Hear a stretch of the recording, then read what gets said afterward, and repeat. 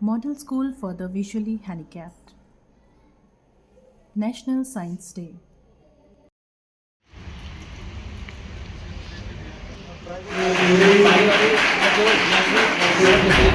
उनका सर मैंने यूज़ किया है। सबसे पहले इसमें डिफरेंट टाइप्स ऑफ लेयर्स हैं, बड़ी मीडियम में सबसे थोड़ी सी बजरी है। फिर सेकंड में सर वही तीनों लेयर है और ऊपर जो बजरी है मेन जो रेता जिसे कहते हैं वो बारीक खुला होगा सब कुछ। और इस वाले में मेन सबसे ज़्यादा सब कोयला, ये क्या करेगा जो गंदा पानी होगा उसमें जितने केमिकल्स होंगे उसे एब्जॉर्ब करेगा। फिर बाकी सैंड और तो जैसे अभी देखिए ये हम पे गंदा पानी है, आराम से पूरी है।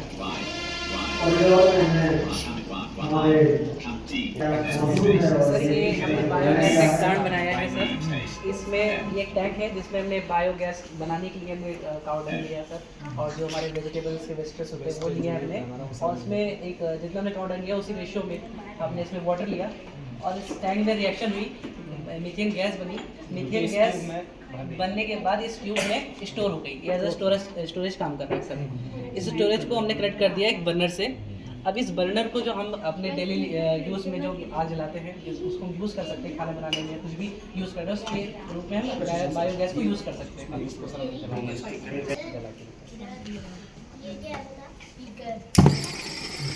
ये सब जल्दी क्या सर, तो ये घर में भी हम यस सर, बिल्कुल सर, बहुत इजी है। और ये स्टोरिंग हो गया, स्टोर करेगा। मीथेन गैस हम आसानी से बना सकते हैं और मीथेन गैस को यूज़ कर सकते हैं सर अपने डेली यूज़ में। और ये क्या बनाया है? ये सर सोप है सर जो हमने केमिकल से बनाया है सर। इसमें अच्छा, ये आपने लैब में ही बनाई है? यस सर, ये लैब में हमने इसमें बनाया क्या है। क्या तो केमिकल्स बेसिकली इसमें सर एनिमल फैट या फिर वेजिटेबल ऑयल या ऑयल्स फिर लिया है। केमिकल नेम्स बोलो। यस सर, वेजिटेबल ऑयल्स होते हैं सर, जैसे कि कोकोनट ऑयल है सर। केमिकल्स कौन कौन से हैं? इसमें एनिमल बनाया आपने? ये सर हमने कल ये अभी हमने कल ही बनाया। कल ही बनाया। Yes sir. Very good. और ये क्या? ये सर एक मैंने बनाया है सर, नीचे बनाया सर। अगर मैं इसमें कुछ भी लिखूंगा पहले आराम से कर, बहुत टाइम अभी आपको भी पता सर चलेगा का कि नाम क्या प्रदीप है, आप लिख सकते हो प्रदीप।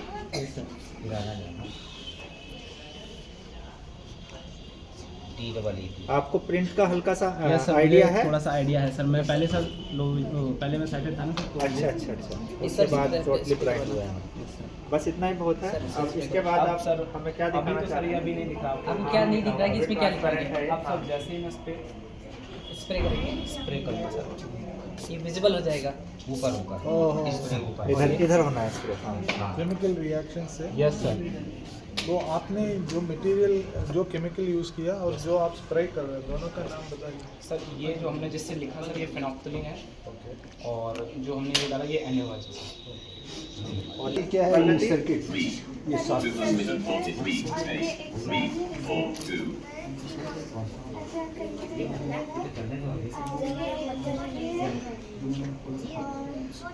बजट तो बजी ही आपने। नहीं, बजा था आवाज, बजा था आवाज। आपने क्या बनाया है? लिफ्ट बनाई है? ये लिफ्ट मूव करती है, लिफ्ट है। Oh very good. आप कौन सी क्लास में हैं? सर सिक्स क्लास में, वेरी नाइस। सोनाली, आपने क्या बनाया है?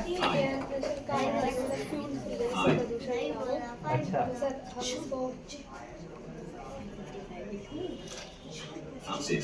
इसको इसके साथ ऐसे पीछे करके फिर ऐसे रोल कर छोड़ेंगे तो शाबाश, कीजिए नोट शुरू। Yes sir. हाँ, वेरी गुड, अच्छी बनाया है। एक्टिवेटर है जिसे हम जेसीबी के नाम से जानते हैं। इसका यूज़ बेसिकली आप देखते हैं कि खुदाई के लिए या मिट्टी पत्थर वगैरह ट्रक वगैरह में लोड करने के लिए यूज़ किया जाता है। इसमें मैंने ये वर्किंग है? ये सर इसमें से मैंने हाइड्रोलिक बनाने के लिए इंजेक्शंस का यूज़ किया है। अच्छा, इसकी हेल्प से बनाया बेटे? ये कैसे बनाया आपने? सर एक cardboards, yellow paper, black pepper, और इसको रोटेशन के लिए मैंने नट बोल्ट का यूज़ किया था। अच्छा, और जॉइंट्स में मैंने रिफिल्स का यूज़ किया है। हाँ हाँ, और इसको रोटेट बनाने के लिए मैंने यहाँ पे धागे के चेन के रूप में यूज़ किया है जिससे रोटेट हो सके। गुड। और ये इसका जेनरिक नाम क्या है? इन चीज़ों का किस नाम से जनरल नेम से जानते हैं? इनका एक्सीवेटर। अच्छा, ये दवाई भी नहीं। सर ये वर्किंग है सर। जब मैं इसमें डाइट सोडा मिलाऊंगा, डाइट सोडा डालूंगा,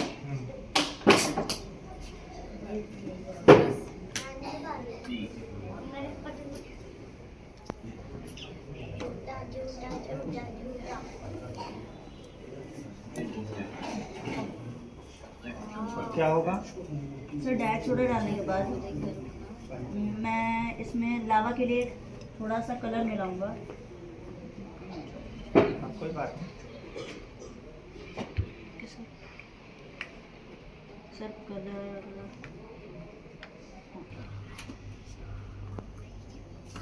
अच्छा, इससे फिर इसमें हीट बनती है?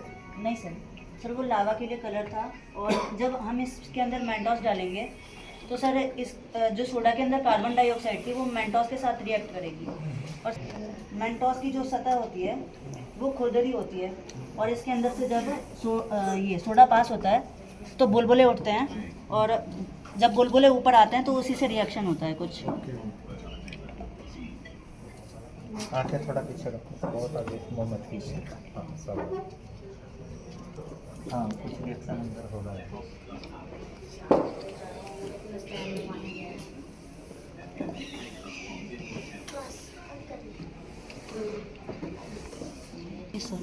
तो सर इसका कुछ ऐसा ही रिएक्शन था। जब मेंटोस के अंदर से सोडा पास होता है तो उसके अंदर की कार्बन डाइऑक्साइड बुलबुले बनाती है और वो बुलबुले यहाँ ऊपर आते हैं तो वोल्केनो का रिएक्शन होता है। और असल वोल्केनो में भी इस तरह का रिएक्शन नहीं सर, असल वोल्केनो में अलग का रिएक्शन होता है। जो धरती के अंदर पिघली हुई चट्टानें होती हैं उन्हें मैग्मा कहा जाता है। और सर जब वो मैग्मा के दबाव से पहाड़ की जो पतली परतें होती हैं वो मैग्मा उन्हें फाड़ कर बाहर आता है। जैसे इसके अंदर से लावा आएगा और मैग्मा जब बाहर आ जाता है तो उसे लावा कहा जाता है। आपको किस साइंस के किस स्ट्रीम में आपका इंटरेस्ट है? पैनल है। अच्छा, कौन सी क्लास में है आप? सर मैं 6th क्लास में हूँ। अच्छा, सर पहले क्या होता था कि जब गांव वगैरह में पहले तो बिजली नहीं जाती थी, सर लोग सोलर वगैरह का यूज़ करते थे। तो सर ये सोलर की बैटरी है, सर ये सर्किट है और सर ये इसका स्विच है। तो सर ये स्विच जब ऑन करते हैं तो सर अभी धूप नहीं है, जब धूप होती है सर तो इसका प्रैक्टिकल हो सकता है और अभी प्रैक्टिकल नहीं हो सकता। कोई बात नहीं। और सभी जब चलता है तो वर्किंग ये है इसका मॉडल? बजर है, ये सर इसका बजर जब चलता है तो इसमें आवाज़ आती घूमता है। ये मेटल डिटेक्टर है, तो ऐसे मेटल से पकड़ेंगे और साउंड बजेगा। अच्छा, अगर मैं बुक रखूंगा तो नहीं बजर बजेगा? वो सर्किट में नॉन मेटल हो गया। अच्छा, गुड। एनोड और कैथोड वाला चीज नहीं है। एक बार और करके दिखाओ। पेंसिल की हमारे पास पेंसिल एक टेस्टर की तरह काम कर रहा है। पेंसिल है, इसको रखेंगे तो नहीं बज रहा है। अच्छा, और अगर आप स्पून रखते हैं हाँ, अब बजेगा। गुड। तो ये मेटल डिटेक्टर बनाया आपने, वेरी नाइस। सुरभि, आपने क्या किया है ये? सर गट्टे तो कर हाँ, शाबाश। तो सब कुछ मैं आपको CPU चैप्टर की इंटरनल कंपोनेंट्स के बारे में बताऊंगी। ये SMPS है, इसकी फुल फॉर्म है स्विच बोर्ड पावर सप्लाई। इसका क्या होता है पावर सप्लाई। उसके बाद ये मदरबोर्ड है, इसमें बहुत सारे स्लॉट्स होते हैं जहाँ पे लैंप लगाए जाते हैं। बहुत सारे हाँ हाँ, और उसके बाद मैं सिस्टम के बारे में बताऊंगी। हमारे प्रोसेसर पे सबसे ज़्यादा लोड पड़ता है तो वो गर्म हो जाता है। इसको ठंडा करने के लिए हीट सिंक उसको ठंडा करता है। उसके बाद मैं आपको स्टोरेज डिवाइस के बारे में बताऊंगी। ये फ्लॉपी डिस्क है, ये अभी यूज़ नहीं होती, पहले यूज़ होती थी। ये टॉप में जहाँ पहले सीडी रोम है जो सीडी प्लेयर का कार्य करती है। फिर हम आते हैं यहाँ इसके नीचे, तो यहाँ पहले फ्लॉपी डिस्क है जो किसी समय स्टोरेज डिवाइस का कार्य करती थी। फिर इसके नीचे हम देखते हैं यहाँ 2 USB पोर्ट्स हैं जिनमें USB केबल लगती है, 2 ऑडियो जैक। फिर आते हैं तो यहाँ पावर बटन और 2 LED और एक रीसेट का बटन है जो अब की CPU में देखने को नहीं मिलता। फिर आते हैं इसके बैक साइड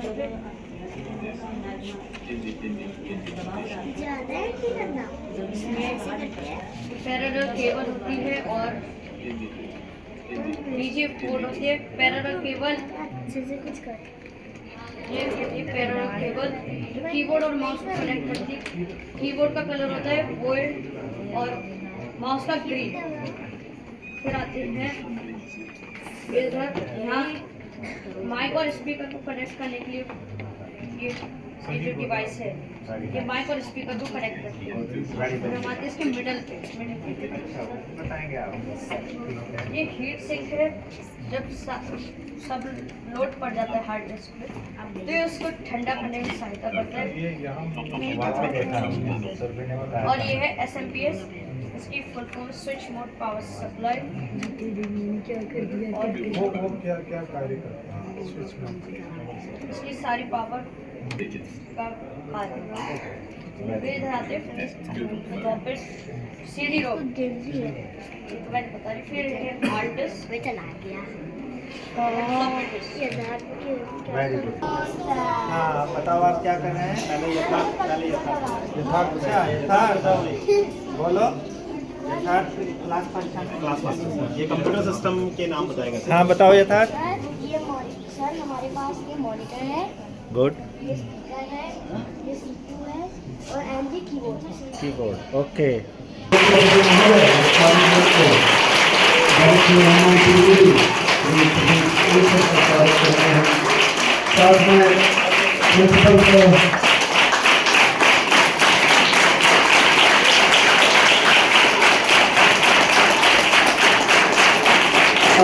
आगे बढ़ो, उससे पहले आपके गेस्ट उनको इन्वाइट करना चाहूँगा अपने स्थान लेने के लिए।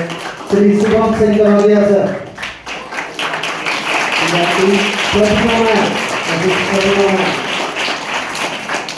और अमित सिंह नेगी सर हमारे आपके जजेस ऑफिसर्स और प्रोग्राम स्थान बैठाते हुए आप सबसे गुजारिश है कि आप लोग अपना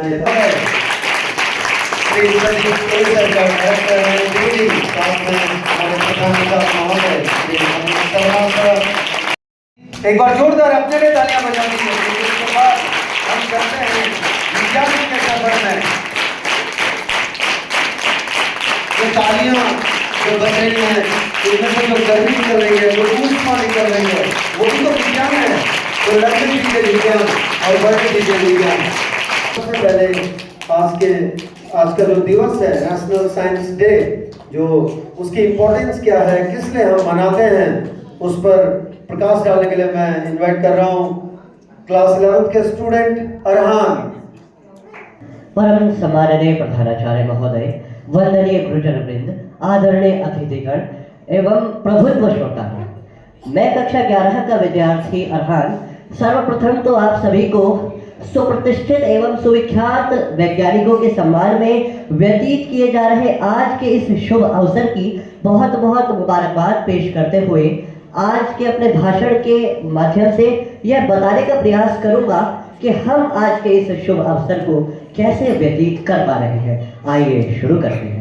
दक्षिण भारत के तमिलनाडु के तिरुचिरापल्ली नामक गांव में 7 नवंबर सन 1888 में एक साधारण ब्राह्मण परिवार में जन्मे डॉक्टर चंद्रशेखर वेंकटरमन चंद्रशेखर अय्यर और पार्वती अम्मल की दूसरी संतान थी।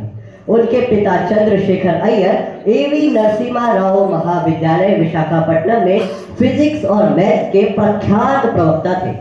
उनके पिता को किताबों से बेहद लगाव था, इसलिए उन्होंने अपने घर में ही एक छोटी सी लाइब्रेरी भी बना रखी थी। हालांकि आगे चलकर इसका फायदा सीवी रमन को मिला। वे बचपन से ही पढ़ाई के माहौल में ही पले बढ़े और इनका शिक्षा की ओर अत्यधिक रुझान रहा। यही कारण था कि इन्होंने महज 11 वर्ष की उम्र में ही मैट्रिक की परीक्षा और महज 13 वर्ष की उम्र में ही 12वीं की परीक्षा स्कॉलरशिप के साथ उत्तीर्ण की। उसके पश्चात इन्होंने प्रेसिडेंसी कॉलेज ऑफ मद्रास से एमएससी के दौरान अपनी एक रिसर्च ध्वनि और प्रकाश यानी अकॉस्टिक्स और ऑप्टिक्स के क्षेत्र में रिसर्च शुरू कर दी। उनकी इस प्रतिभा से उनके प्रोफेसर आर.एस. जॉन्स काफी प्रभावित हुए और उन्होंने उनकी इस शोध को शोध पत्र में छपवाने की सलाह दी। यही कारण था कि सन 1906 में लंदन से प्रकाशित होने वाली फिलोसॉफिकल मैगजीन में उनका शोध प्रकाश का आणविक विकिरण प्रकाशित हुआ। रमन प्रभाव की खोज, रमन इफेक्ट की खोज उनकी एक ऐसी खोज थी जिसने भारत को अंतर्राष्ट्रीय स्तर पर विज्ञान के क्षेत्र में अपनी एक अलग पहचान दिलाई। 28 फरवरी सन 1928 के दिन रमन की कड़ी मेहनत और अथक परिश्रम के बाद रमन प्रभाव की खोज सफल हुई। इस खोज से न सिर्फ इस बात का पता चला कि समुद्र के जल का रंग नीला क्यों होता है, बल्कि यह भी पता चला कि यदि प्रकाश की किरण किसी माध्यम से होकर गुजरती है तो उसके नेचर और बिहेवियर में चेंज आ जाता है। उनकी इस खोज के द्वारा ही लेजर की खोज भी संभव हो पाई, जिससे रसायन उद्योग और प्रदूषण आदि की समस्या में रसायन की मात्रा पता लगाने में भी काफी मदद मिलती है। उनके इस शोध को सुप्रतिष्ठित वैज्ञानिक पत्रिका नेचर में भी प्रकाशित किया। वहीं से उनकी इस खोज को रमन प्रभाव का नाम दिया गया। उसके बाद भारतीय सरकार ने उनकी इस खोज के सम्मान में 28 फरवरी के दिन को प्रतिवर्ष राष्ट्रीय विज्ञान दिवस मनाने की घोषणा की। इसलिए ही हम आज के इस शुभ अवसर को व्यतीत कर पा रहे हैं। उनकी इस खोज के लिए उन्हें सन 1930 में फिजिक्स के क्षेत्र में नोबेल पुरस्कार से भी सम्मानित किया गया। सन 1954 में इन्हें भारत के सर्वोच्च सम्मान भारत रत्न से नवाजा गया। सीवी रमन ने अपना सारा जीवन रिसर्च और एक्सपेरिमेंट्स को ही समर्पित कर दिया। यही कारण था कि जब 82 साल की उम्र में 21 नवंबर सन 1970 के दिन वे अपने द्वारा स्थापित रमन रिसर्च इंस्टीट्यूट में एक रिसर्च के दौरान अचानक उन्हें हार्ट अटैक पड़ा और उन्होंने अपने जीवन की आखिरी सांस ली। उनका कहना था कि अगर आप दूसरे व्यक्ति को जज कर रहे हैं तो आप अपने माइंड का गलत यूज कर रहे हैं। और साथ ही उनका ये कहना था कि किसी भी कार्य को करने के लिए रिसोर्सेज से हटकर अथक संघर्ष, परिश्रम, समर्पण भाव और इन सभी से बढ़कर इच्छा शक्ति की आवश्यकता होती है। अर्थात किसी भी कार्य को लिमिटेड रिसोर्सेज में भी संघर्षशील एवं समर्पित होकर किया जा सकता है। मुझे उम्मीद है कि इनकी यह प्रेरणादायक कहानी और इनके विचार आपके जीवन में प्रेरणा स्रोत का कार्य करेंगे। बहुत बहुत धन्यवाद। आपने बहुत विस्तार से और बहुत ही सूक्ष्म तरीके से भी कहूँगा कि प्रकाश डालने का प्रयास किया कि किस तरह से इस डे की इम्पोर्टेंस क्या है और किस तरह से जो महान वैज्ञानिक सीवी रमन सर उनके इफेक्ट्स को हम आज भी पढ़ते हैं, उन चीज़ों के बारे में बताया, सबके बारे में। चलिए, आप सभी को इंतजार होगा कि किस लिए ये टीम्स अलग अलग डिवाइडेड हैं, किस लिए हमारे जो जजेस पैनल है वो तैयार हैं और हमें भी इंतजार है। आपको लेकर चलता हूँ इवेंट्स की तरफ और पहले आपको सबसे पहले बता दूँ कि जो टीम ए है उसको लीड कर रहे हैं आयुष सोनी। मैं जैसे आपका नाम लूंगा आप अपनी जगह पर खड़े हो जाएं। टीम कैप्टन टीम ए आयुष सोनी और टीम बी निशा, टीम सी मजहर, टीम डी देवेंद्र। ये कप्तान है चारों टीमों के, टीम ए, टीम बी और टीम सी डी।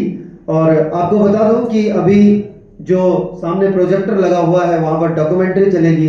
ये डॉक्यूमेंट्री इन्हीं टीम्स ने शूट की है, साइंस थीम बेस्ड। चलिए लेकर चलते हैं। तो सबसे पहले टीम ए किए जा रहे आज के इस शुभ अवसर पर प्रस्तुत है हमारी टीम के द्वारा बनाई गई एक साइंस डॉक्यूमेंट्री, जिसके अंतर्गत हमने विभिन्न विषयों के माध्यम से समाज में विज्ञान को लेकर फैल रहे मिसकंसेप्शंस और मिथ्स को दूर करने का प्रयास किया है और साथ ही साथ हमने यह सिद्ध करने का प्रयास किया।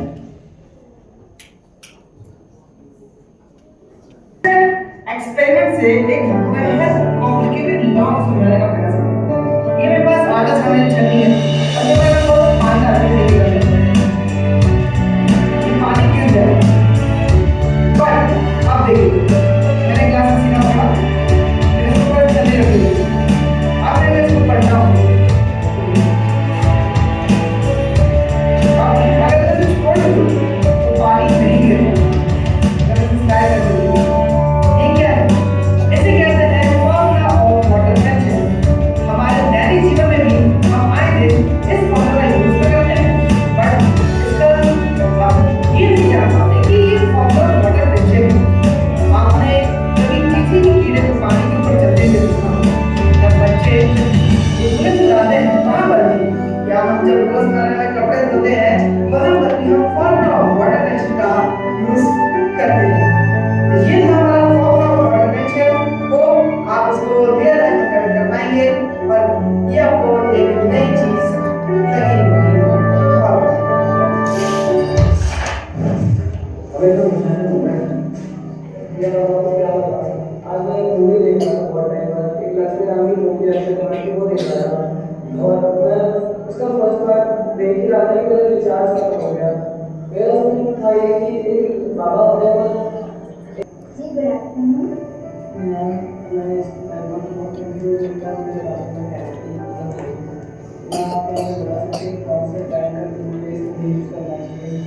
तो आपको ऐसे सभी नहीं कर सकते जाने का तो कोई चीज़ें कंप्लीट होते हैं फिर अपने ध्यान का प्रमोशन करने के लिए आप कोई भी शब्द यूज करते हैं लेकिन इसमें जो होते हैं ये हमारे ऊपर निर्भर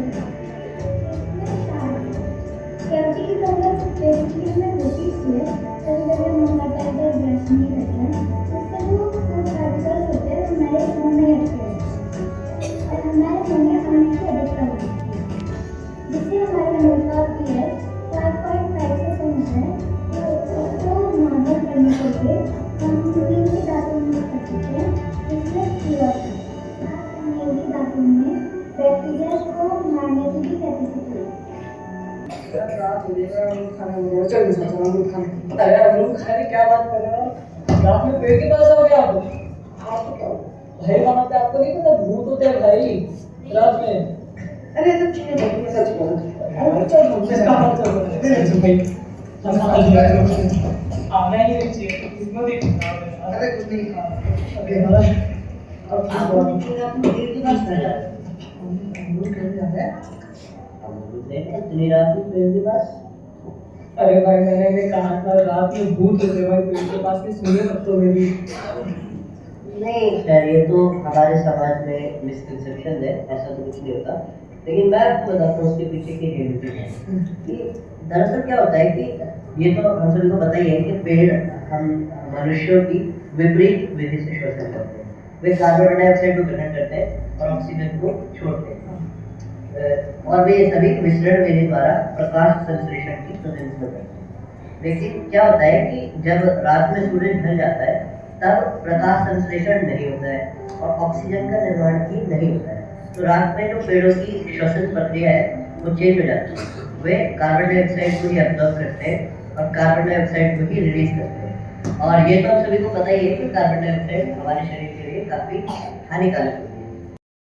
हमारे बीच में आने के लिए आपका बहुत बहुत धन्यवाद। आपने अपने कीमती समय में से कुछ पल स्पेयर किए और आज नेशनल साइंस डे सेलिब्रेशन के लिए विद्यालय प्रांगण में आप आए। आप शब्दों इलेक्ट्रो और लाइसिस से मिलकर बना है, जिसमें इलेक्ट्रो का अर्थ है इलेक्ट्रिसिटी और लाइसिस का अर्थ है टुकड़े करना, यानी कि इलेक्ट्रिसिटी के माध्यम से किसी पदार्थ के टुकड़े करना। इलेक्ट्रोलाइसिस के ऊपर सबसे पहली रिसर्च माइकल फ्राइडे ने की थी और इलेक्ट्रोलाइसिस को जिस पदार्थ के ऊपर हम इलेक्ट्रोलाइसिस करते हैं उसे इलेक्ट्रोलाइट या इलेक्ट्रोलाइटिक सॉल्यूशन भी कहते हैं। और एक बात ध्यान रखने योग्य है कि इलेक्ट्रोलाइसिस करने के लिए जो इलेक्ट्रोलाइट है वो इलेक्ट्रिसिटी का गुड कंडक्टर होना चाहिए। तो जैसे कि आपने समझ लिया इलेक्ट्रोलाइसिस क्या है, क्या प्रक्रिया है, क्या काम करता है। तो अब हम आदित्य से जानेंगे कि हम जो प्रैक्टिकल कर रहे हैं उसके लिए हमने क्या लिया है और कैसे करेंगे। देन उसके बाद हम इस प्रैक्टिकल को परफॉर्म करेंगे। Good afternoon everyone. तो मैं आपको बताऊंगा कि अभी जो हमारे सामने रखा हुआ है ट्रे, उसमें हमने क्या क्या लिया है जिसके बेस पे हम इलेक्ट्रोलाइसिस का प्रक्रिया करने वाला है ना। तो हमने पहली चीज़ यहाँ पे ली एक बैटरी जिससे हम पावर सप्लाई करने वाले इलेक्ट्रिसिटी को। देन एमीटर जो कि हमें इलेक्ट्रिसिटी की रीडिंग बताएगा कि अभी कितने से फ्लो हो रहा है। एंड जार में सॉल्यूशन है कॉपर सल्फेट, जिसको हम इलेक्ट्रोलाइसिस की प्रक्रिया के थ्रू ब्रेक करने वाले हैं। और जो लास्ट में मतलब जब प्रक्रिया हो जाएगी तो ये ब्रेक होके बनेगा कॉपर एंड सल्फेट, है ना। और है हमारे पास बजर, जो कि जब ये सक्सेसफुल होगा तो आप लोगों को ये संकेत कर देगा कि हाँ ये सक्सेसफुल हो चुका है। तो अब यहाँ पे सबसे पहले हमारे पास इलेक्ट्रोड है, कैथोड और एनोड। कैथोड पे अभी हम लोग क्या करेंगे कि बैटरी से जब इसको कनेक्ट करेंगे तो बैटरी का पॉजिटिव चार्ज जो है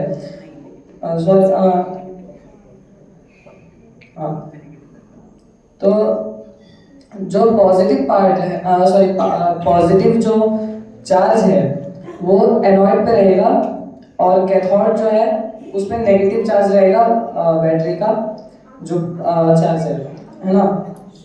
फिर इस इलेक्ट्रोड वाले पार्ट को हम जार में डिप करेंगे। तो जब यहाँ पे डिप हो रहा है और जब हम इसको डिप करेंगे तो इलेक्ट्रोलाइटिक की प्रक्रिया शुरू हो जाएगी। और पहले तो इलेक्ट्रोलाइटिक की प्रक्रिया के लिए एक चीज और जरूरी है, जो बैटरी कनेक्ट करेंगे देन ये इलेक्ट्रोलाइटिक की प्रक्रिया जो है शुरू हो जाएगी। और उसके बाद कैथोड पे जो है वो जैसे कि मैंने बताया कि नेगेटिव चार्ज रहेगा और एनोड पे पॉजिटिव। तो आगे आपको ऑब्जर्वर बताएंगे। तो जैसा कि आदित्य आपने को बताया, अब हम इसको परफॉर्म कर रहे हैं। इलेक्ट्रोलाइटिक सॉल्यूशन के रूप में हमने लिया है यहाँ पर कॉपर ऑक्साइड और हमने इसमें इलेक्ट्रोड को डाल दिया है और देख सकते हैं कि बजर बज रहा है। इसका मतलब है इलेक्ट्रोलाइसिस स्टार्ट हो चुका है हमारा। और जो हमारा इलेक्ट्रोलाइटेड सॉल्यूशन है वो दो आयंस में टूट रहा है, कॉपर प्लस और सल्फेट माइनस में।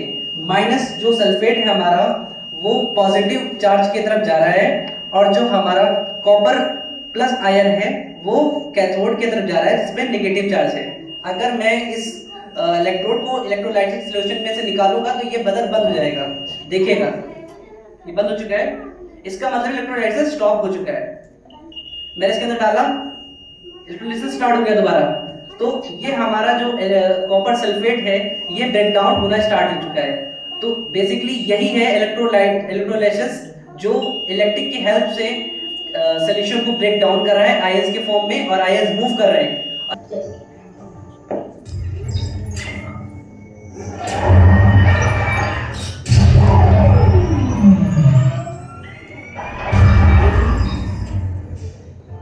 Good morning. आज का नेक्स्ट आप सभी को एआई की डेफिनेशन बताया जा रहा है। आर्टिफिशियल इंटेलिजेंस एक ऐसी तकनीक है जो मशीनों और कंप्यूटरों को मानव जैसी बुद्धिमत्ता और सीखने की क्षमता प्रदान करती है। यह तकनीक मशीनों को डेटा का विश्लेषण करने, निर्णय लेने और समस्याओं का समाधान करने में सक्षम बनाती है। क्या आपको पता है कि एआई की शुरुआत कब हुई थी और इसमें महत्वता कब मिली? चलो मैं बताता हूँ। 1950 के दशक में एआई की शुरुआत हुई, जिसकी अलान ट्यूरिंग ने अपने पेपर कंप्यूटरिंग मशीनरी एंड इंटेलिजेंस में चर्चा की। फिर एक साल बाद अलान ट्यूरिंग ने ट्यूरिंग प्रस्ताव किया जो एक मशीन की इंटेलिजेंस मापने की मशीन थी। फिर 1960 के दशक में एआई का विकास हुआ और उसके ठीक 5 साल बाद 1965 में एलिजा प्रोग्राम विकसित किया गया जो एक प्राइमरी एआई था। फिर 1969 में पहला AI लैब स्थापित हुआ और फिर 1970 के दशक में आई AI की पहली लहर, जिसमें माइकल आर्डले ने फर्स्ट टाइम AI का यूज करके एक कंप्यूटर प्रोग्राम बनाया। फिर 1977 में पहला AI बेस्ड रोबोट विकसित किया गया था। फिर 1980 से 90 में आई AI की दूसरी लहर, जिसमें पहला व्यवसाय AI प्रोग्राम विकसित किया गया। And then in decade of 1990 to 2000 AI की आई तीसरी लहर, जिसमें 1997 में AI ने चेस के चैंपियन गैरी कैस्परोव को हराया। फिर 2000 से 2010 तक आई चौथी लहर, जिसमें एक ऐसा AI रोबोट बनाया गया जो घरेलू काम करने में सक्षम था। फिर 2010 से शुरू हुआ AI की फिफ्थ वेव, जिसमें 2014 में गूगल ने डीप माइंड को अधिग्रहित किया, जो एक AI शोध कंपनी थी। और AI आजकल तो हमारे हर फोन और उसमें यूज हो रहा है। मैं सुनीता आज आपको AI के अनुप्रयोगों के बारे में बताऊंगा।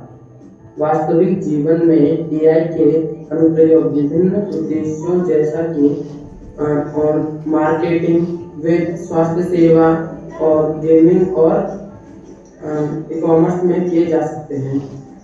इनमें वीडियो विज्ञापन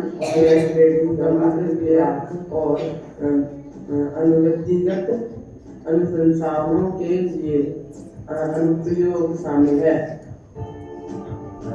गुड मॉर्निंग गाइस, मैं आदित्य तिवारी आप लोगों को बताऊंगा AI के फायदों के बारे में। तो AI के फायदों में सबसे पहले आते हैं डेटा विश्लेषण। तो इसके अंतर्गत हमारे ये जो भी डेटा होता है उसे एनालाइज करना AI के द्वारा और हमारे पैटर्न्स को समझना, उसे एनालाइज करना और उसकी बेसिस पे हमें निर्णय लेकर जो भी आउटपुट है, रिजल्ट है वो देना, ये इसके अंतर्गत आता है। और जो डेटा एनालिसिस का काम है ये कई बड़ी बड़ी कंपनीज में AI से कराया जाता है। हालांकि बहुत ज़्यादा नहीं कराया जाता, क्योंकि ये जो चीज़ है इसे परफेक्टली कराने के लिए हमें थोड़ा सा परफेक्शन की जरूरत होती है, ताकि हम उसे परफेक्टली अपनी चीज़ों को समझा पाए। जिसे परफेक्टली समझाना आता है वो अच्छे से एनालाइज कर सकते हैं, कोई भी डेटा को एनालाइज करा सकते हैं। और देन अगर अगली बात करें तो अगला है निर्णय लेने की क्षमता। जो जब वो डेटा को एनालाइज करता है तो उसके बाद उसे क्या आउटपुट देना है, मतलब डेटा को एनालाइज करने के बाद वो हमें क्या आउटपुट देना चाहते हैं, कैसे क्या चीज़ काम करेगी, ये चीज़ वो खुद डिसाइड करता है और उसके बाद वो हमें आउटपुट देता है। वो यहाँ पे खुद से निर्णय देता है, क्योंकि उसके निर्णय लेने की क्षमता देता है। और दोनों चीज़ें कोई आर्टिफिशियल इंटेलिजेंस पे चलने वाली कोई डिवाइस हो, रोबोट हो, कोई AI टूल्स जो कि आजकल आपके मार्केट में बहुत सारी ChatGPT वगैरह, इन सभी की दोनों चीज़ें आपको जरूरत नहीं। और उसके बाद इसके जो फायदे हैं कि स्टूडेंट्स को भी होते हैं, जैसे कि वो चाहें तो इससे आपको क्वेश्चन आंसर्स वगैरह हो सकता है अपनी क्लास की, जैसे वो क्वेश्चन सैंपल निशा, और आपको आज बताऊंगी कि आर्टिफिशियल इंटेलिजेंस के क्या क्या नुकसान होते हैं। इसके फायदे तो होते हैं, इसके नुकसान भी होते हैं। तो नुकसान जैसे इसका ऐसा रहता है कि डाटा हमारा सेफ नहीं रहता, मूवमेंट हमारे मुद्दे उठते हैं और इससे जो हमारी जॉब है ना उनमें भी दिक्कत आती है। इससे तो बहुत से नुकसान है, अगर हम उसका सही तरीके से इस्तेमाल करें तो शायद ये थोड़ा कम हो सकता है। इसका निर्माण कब हुआ था और ये हमारी इतना लाभदायक और इतना नुकसान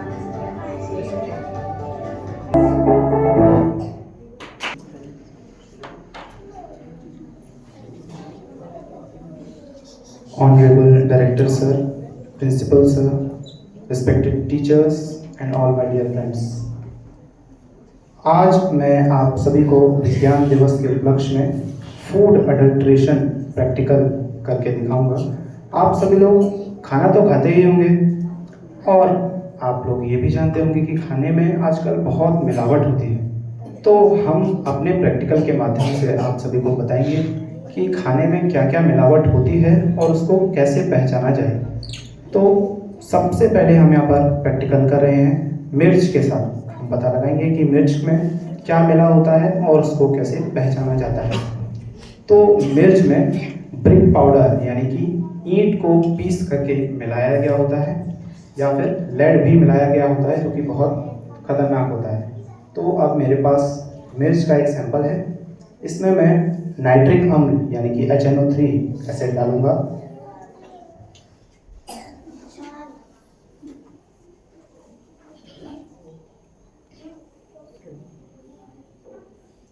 इसमें हमने HNO3 एसिड डाल दिया है। अब मैं इसको फिल्टर करूंगा, तो एक खाली टेस्ट ट्यूब मुझे हिमांशु दे दीजिए।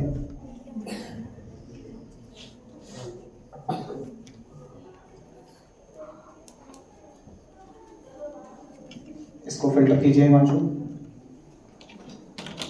अभी जिसमें हमने एसिड मिलाया है हम उसको फिल्टर कर रहे हैं खाली टेस्ट ट्यूब में।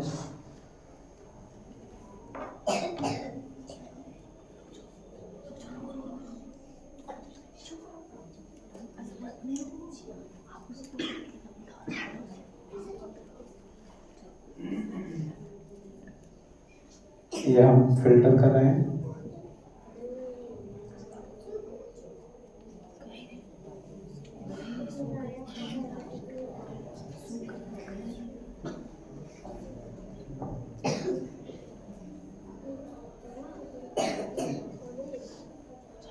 ये फिल्टर हो रहा है, फिल्टर हो चुका है ये।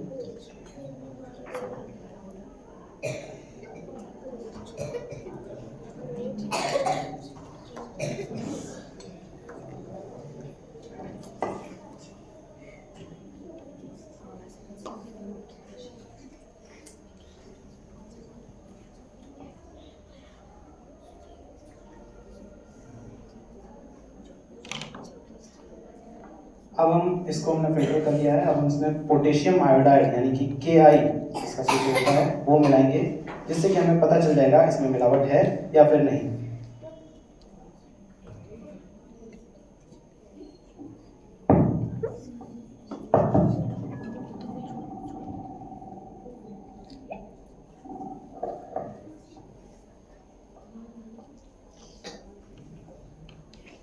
हम इसमें पोटेशियम आयोडाइड मिला लिया है। इसको मैं थोड़ा सा शेक करूंगा।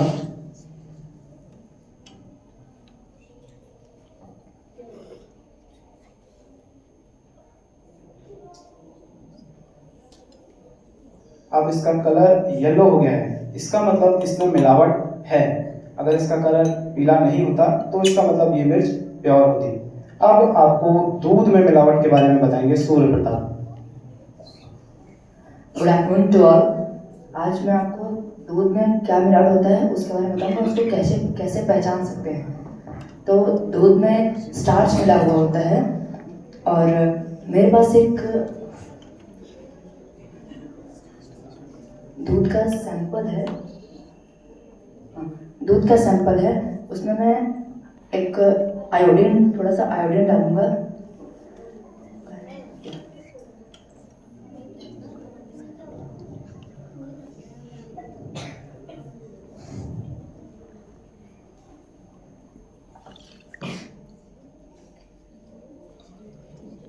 ये इसमें मैंने आयोडीन डाल दिया है, उसको शेक करूंगा।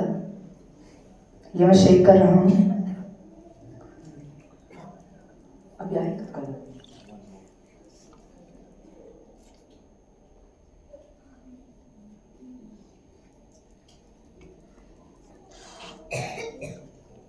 इसका कलर ब्लू हो गया है, यानी कि इसमें मिलावट है। अगर इसका कलर ब्लू नहीं होता तो इसमें मिलावट नहीं होती। अगला आपको बताएंगे अखिल चीनी के बारे में। चीनी में क्या मिलावट होती है? अब मैं आपको बताऊंगा कि चीनी में क्या मिलावट होती है और इसको पता कैसे लगाएं। चीनी में वॉशिंग सोडा की मिलावट होती है। मेरे पास एक चीनी का सैंपल है। अब हम इसमें मिलावट का पता लगाने के लिए एक ड्रॉपर से हाइड्रोक्लोरिक एसिड लेंगे यानी कि HCl।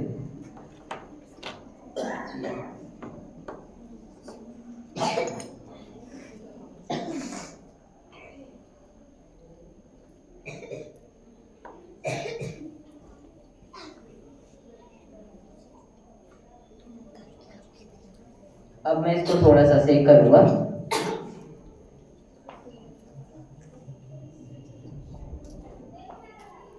मुझे इसमें से बुलबुले उठते दिखाई दे रहे हैं, यानी कि इससे कार्बन डाइऑक्साइड रिलीज हो रही है, जिसकी आवाज़ मुझे सुनाई दे रही है, यानी कि इस चीनी में मिलावट है। और इसकी जांच करने के लिए हम इसमें HCl यानी हाइड्रोक्लोरिक अम्ल डालेंगे। तो मेरे पास एक हल्दी का सैंपल है। सूर्य प्रताप, इसमें थोड़ा सा हाइड्रोक्लोरिक एसिड डालिए।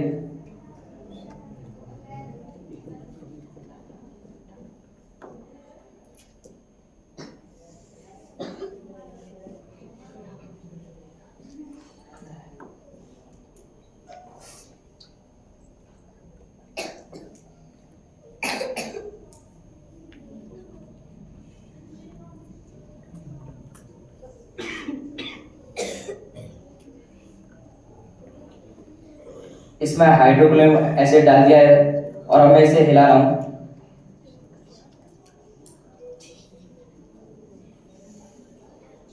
सूर्य प्रताप, क्या इसका कलर मैजेंटा हो गया?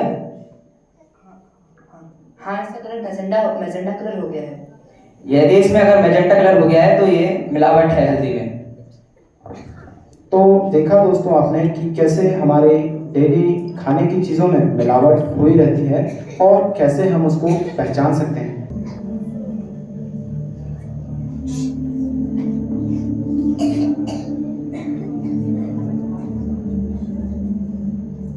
This film is dedicated to the scientists of India's Space Agency, ISRO.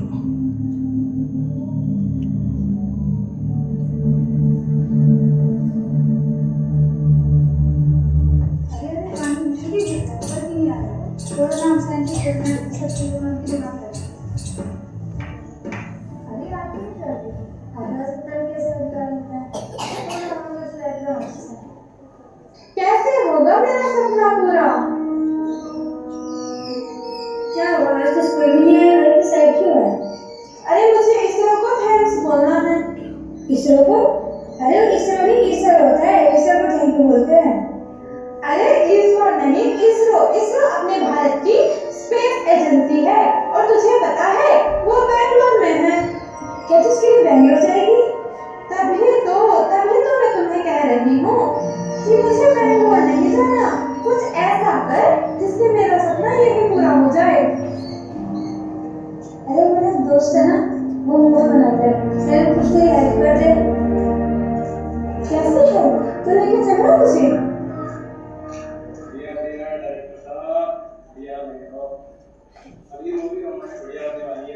हाँ सही कह रहे हो तुम। ओ ये कौन है? हाय, क्या चाल है? बढ़िया। ऐसे तुमसे कुछ बात करनी थी। ओके, हाँ जी, आप रुक जाओ आयुष, मैं थोड़ा बात कर लेता हूँ। चलो ओके। तो क्या बात करें क्या? मुझे कहना था कि मुझे इसरो को थैंक्स बोलना है। इसरो को थैंक्स? ऐसा क्यों? अरे इसरो हमारे भारत के लिए नई नई रिसर्च करता रहता है, तो हम उसे थैंक्स तो बोल नहीं सकते हैं।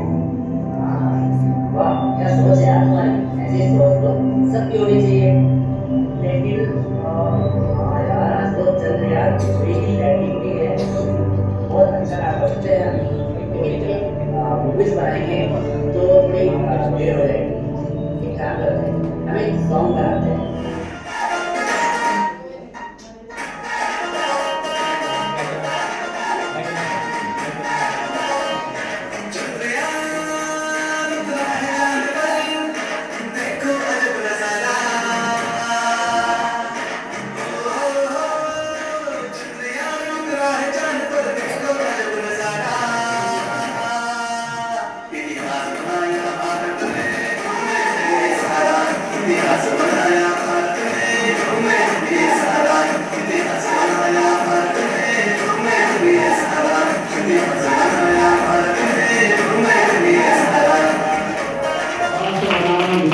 हिंदुस्तान में बहुत सारी चीज़ें होते रहते हैं, घटते रहते हैं, इसलिए कहते हैं कि घटनाक्रम हमेशा देखते रहिए, सुनते रहिए, क्योंकि तभी हमें पता चल पाता है कहाँ पर क्या चल रहा है हमारे देश में।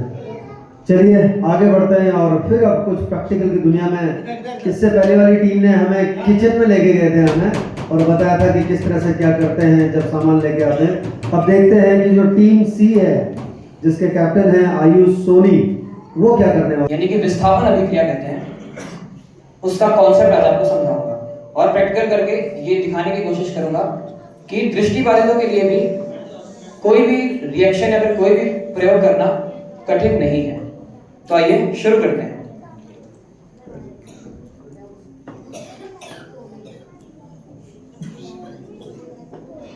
तो सबसे पहले इस रिएक्शन में बेसिकली हो गई है जो एल्यूमिनियम है वो कास्टिक सोडा से रिएक्ट करके हाइड्रोजन गैस बनाता है। तो वो कैसे बनाता है, तो आइए इसे समझते हैं। सबसे पहले देवांश द्वारा एक कांच की बोतल ले ली गई है। उस कांच की बोतल में स्पैचुला की सहायता से NaOH डाला जाएगा।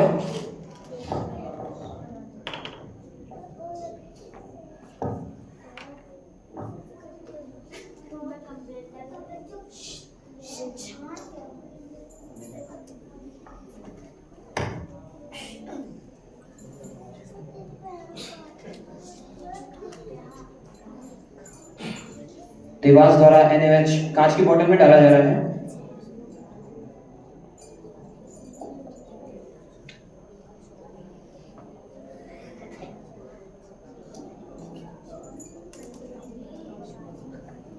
अब इस कांच की बोतल के अंदर हम वाटर ऐड करेंगे। NaOH को हम कास्टिक सोडा के नाम से भी जानते हैं। तो हम अभी कांच के बोतल में कास्टिक सोडा का विलयन बना रहे हैं।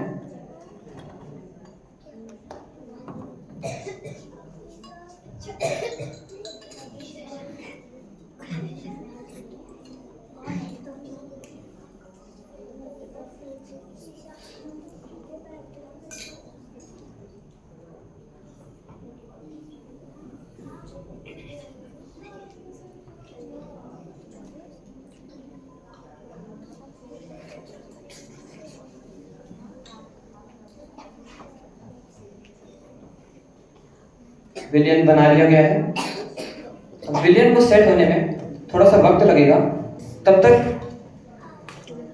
हम जो एल्यूमिनियम की फॉइल यूज कर रहे हैं तो उसके हम छोटी छोटी गोलियां बनाएंगे जो कि इस कांच की बोतल के अंदर जा सके। तो प्रगति और गौरी द्वारा एल्यूमिनियम की गोलियां बनाई जा रही हैं।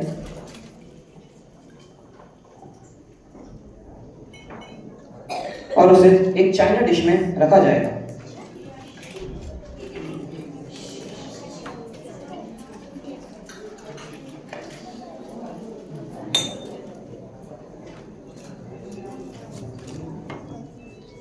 अब एक हमें बलून की आवश्यकता पड़ेगी। उस बलून में हम एल्यूमिनियम की छोटी छोटी गोलियां डाल देंगे जिससे हमारी रिएक्शन एक बैलेंस्ड फॉर्म में हमारे सामने आएगी।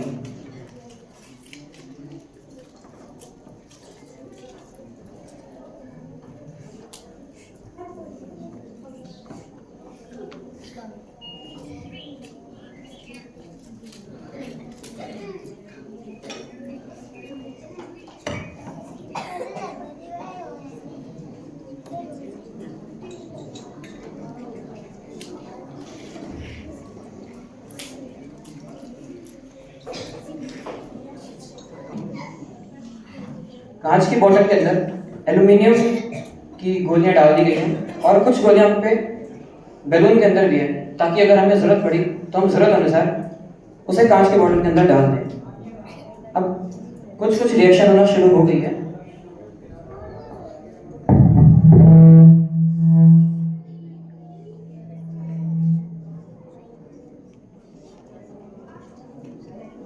अब हम बोतल के ऊपर बैलून को लगा देंगे जिससे हमारी हाइड्रोजन गैस इस बोतल में स्टोर हो जाएगी।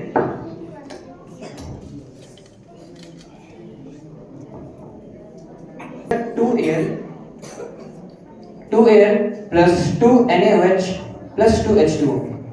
तो ये रिएक्शन होगी और इससे बनेगा सोडियम एल्यूमिनेट यानी 2 NaAlO2 और वाटर बनेगा वेपर फॉर्म में। तो जो हाइड्रोजन गैस बन रही है वो हमारे बलून में स्टोर हो जाएगी, और जब बलून एक सीमित मात्रा में फूल जाएगा तो इसका पुष्टिकरण भी हो जाएगा। तो आइए इस रिएक्शन को होने के लिए कुछ समय लगेगा, तो तब तक इंतजार करते हैं।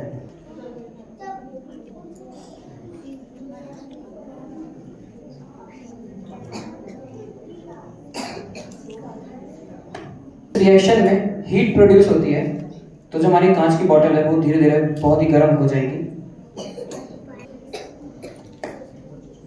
रिएक्शन हो तो तब तक ये रिएक्शन हो रही है। अब टीम डी की डॉक्यूमेंट्री, और जब तक ये बर्थडे और अलग अलग फंक्शंस में इस तरह से गुब्बारे फुला सकते हैं आप, अगर शरीर को कष्ट ना देना हो, अपने सांसों को कष्ट ना देना हो, कौन सा प्रैक्टिकल हमारे सामने लेकर आ रहे हैं?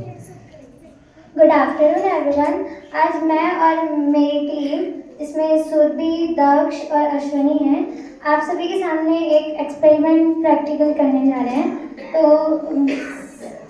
हमारा प्रैक्टिकल इस बेस पे हम सोडियम हाइड्रोजन कार्बोनेट, जिसे हम सोडियम बाइकार्बोनेट भी बोलते हैं, उसकी अभिक्रिया हाइड्रोक्लोरिक एसिड के साथ। तो सबसे पहले दक्ष आपको ये बताएंगे कि हमारे पास क्या क्या इक्विपमेंट्स हैं। Good morning everyone. आज जो हमारा एक्सपेरिमेंट है उसमें जो इक्विपमेंट्स यूज हो रहे हैं वो आज मैं आपको बताऊंगा। सबसे पहले हमारे पास एक टेस्ट ट्यूब स्टैंड है जिसमें 6 टेस्ट ट्यूब्स हैं। एक सोडियम हाइड्रोजन कार्बोनेट है जो कि क्षारकीय फॉर्म, जिसकी प्रकृति क्षारकीय है और हमने उसको पाउडर फॉर्म में दिया है। हमारे पास एक चाइना डिश, एक स्पैचुला, 2 बैलून्स और एक एसिड के फॉर्म में हाइड्रोक्लोरिक एसिड लिया है।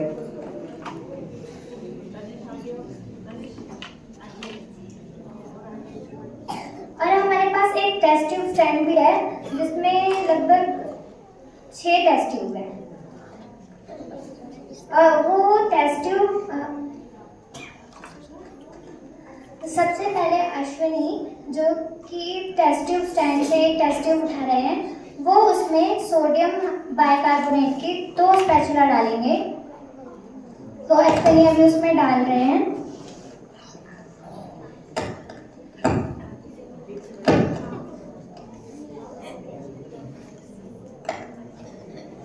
ट्यूब होल्डर से पकड़ा, फिर उसके बाद वो उसमें डाल रहे हैं 2 स्पैचुला। डालने के बाद उन्होंने टेस्ट ट्यूब स्टैंड से टेस्ट ट्यूब को निकालकर वापस टेस्ट ट्यूब होल्डर से टेस्ट ट्यूब को निकालकर वापस टेस्ट ट्यूब को टेस्ट ट्यूब स्टैंड में रख दिया। अब आपको सुरभि टेस्ट ट्यूब स्टैंड से एक टेस्ट ट्यूब उठाकर उसमें जो हमारे पास हमने एसिड लिया है हाइड्रोक्लोरिक एसिड, उसको उस टेस्ट ट्यूब में डालेंगे।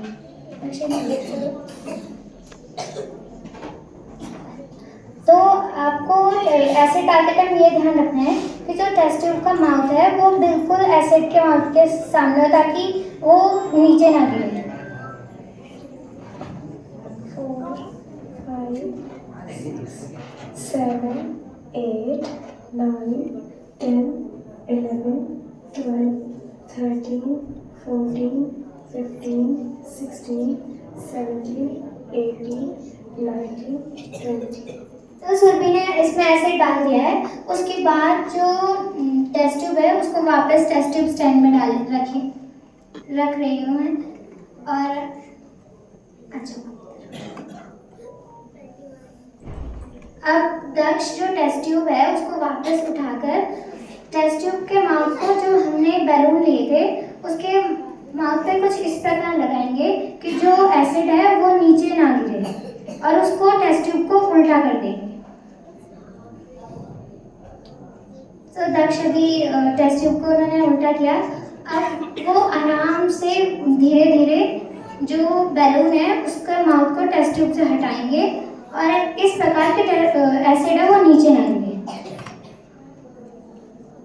अब वो जो टेस्ट ट्यूब स्टैंड है उसमें से हमने जो पहला टेस्ट ट्यूब लिया था जिसमें हमने सोडियम बाइकार्बोनेट डाला था, उसके माउथ को जो हमने बैलून में एसिड डाला था उस बैलून के माउथ को इस प्रकार लगाएं कि अगर हम बैलून को उल्टा करें तो वो ऐसे नीचे ना गिरे, वो टेस्ट ट्यूब में जाके मिल जाए सोडियम बाइकार्बोनेट से। हाँ उल्टा। तो जैसे कि दक्ष ने उसमें डाल दिया है, अब ये हमारा रिएक्शन हो रहा है। ये जो रिएक्शन है वो हमारा डबल डिस्प्लेसमेंट रिएक्शन है, यानी द्विविस्थापन अभिक्रिया। द्विविस्थापन अभिक्रिया से कहते हैं जिसमें दो यौगिक अपने आयन का विनिमय करके दो नए यौगिक बनाते हैं। तो ये हमारा रिएक्शन हो रहा है। तो जैसे कि हमने देखा कि हमने सोडियम हाइड्रोजन कार्बोनेट यानी NaHCO3 का HCl यानी हाइड्रोक्लोरिक एसिड के साथ रिएक्शन किया, तो हमें प्राप्त हुआ सबसे पहले NaCl plus CO2 plus H2O। तो जब हमने प्रैक्टिकल किया उसमें बेसिकली हमारे बैलून में हाइड्रोजन गैस स्टोर हुई, तो उसको प्रूफ करने के लिए एक जो येलो पेन है ये मैंने अपने मुंह से फुलाया है, तो आप इसे देख सकते हैं कि ये सीधे गिर जाएगा, लेकिन जो हाइड्रोजन वाला है ये उड़ जाएगा। ये देखिए, ये हॉल की छत में पहुंच चुका है।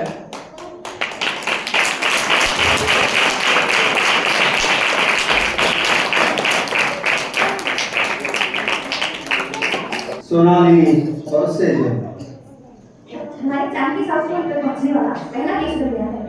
इसे दुनिया के सारे देशों ने सराहा है, लेकिन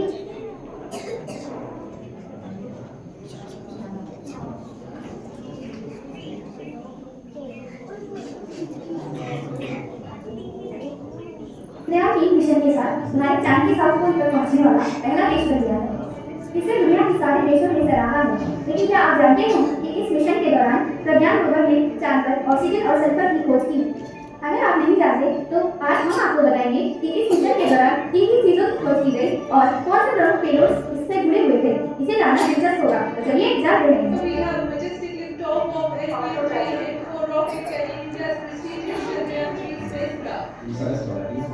चंद्रयान-3 चांद के साउथ पोल पर लैंड करता है। अगले दिन यानी 24 अगस्त को विक्रम लैंडर से एक रैंप बाहर की निकलता है और अंदर से निकल जानवर रैंप के सहारे बाहर आता है ताकि वे अपने मिशन की शुरुआत कर सकें।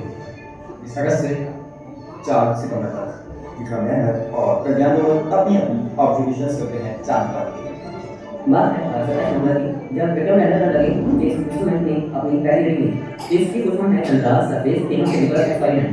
इसने पता लगाया है कि चंद्रमा की मिट्टी में 23 सेंटीमीटर नीचे जाने पर तापमान 10 सेंटीमीटर घटता दिखाई दे रहा है। ये आप लोग मेन स्क्रीन पर देख रहे हो। ये काम टेस्ट पर लगा टेम्परेचर प्रूव करता है, जिसके अपने अलग अलग 10 सेंसर है जिनका अपना अलग अलग कार्य है। इसने चंद्रमा की मिट्टी के 10 सेंटीमीटर नीचे तक का तापमान मापा। इसी दिन भारतीय इसरो यानी इंडियन स्पेस रिसर्च ऑर्गेनाइजेशन द्वारा 2 फोटो पब्लिक की गई, जिसमें एक गड्ढा दिखाई दिया जिसका डायमीटर करीबन 4 मीटर रहा हो। हमारे संदेश नहीं चाहते कि प्रज्ञान रोवर इस गड्ढे में गिर जाए, इसलिए उन्होंने प्रज्ञान रोवर की दिशा बदल दी। दिशा बदलने के पश्चात प्रज्ञान रोवर को उल्टा चलना पड़ा, जिसके निशान चंद्रमा की सरफेस पर दिखाई दे रहे हैं। प्रज्ञान पर लगे पेलोड्स की बात करें तो 28 अगस्त को LIBS यानी लेजर इंटरप्रेट डाउन स्पेक्ट्रोस्कोपी नाम के इंस्ट्रूमेंट ने चांद पर सल्फर की उपस्थिति की पहचान की चांद के साउथ पोल पर।